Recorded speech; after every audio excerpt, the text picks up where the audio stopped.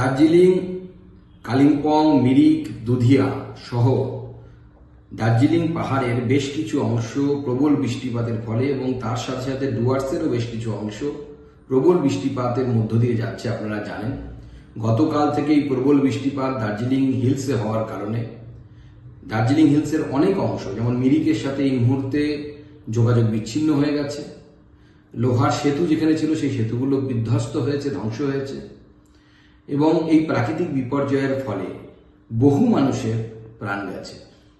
মাননীয় প্রধানমন্ত্রী তিনি শোক ব্যক্ত করেছেন এই বিষয়ে এবং তিনি জানিয়েছেন তিনি উদ্বিগ্ন।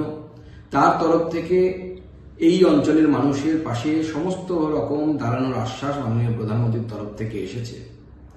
আমারও কথা হয়েছে দার্জিলিংয়ের সাংসদ রাজু বিষ্টার সাথে, তিনিও এই মুহূর্তে দার্জিলিং এলাকায় পৌঁছে গেছেন, দার্জিলিং লোকসভা এলাকায় পৌঁছে গেছেন এবং গোটা দিন আমরা নজর রেখেছি ঘটনার উপরে এবং আমি দার্জিলিং সহ দার্জিলিং এলাকা সহ দার্জিলিং জেলা সহ উত্তরবঙ্গের সমস্ত বিধায়ক সাংসদরা যারা আমাদের আছেন তারা প্রত্যেকেই ত্রাণের কাজে বিভিন্ন জায়গায় তারা নেমেছেন, তারা নিজেরা এই ত্রাণ কাজে অংশগ্রহণ করেছেন।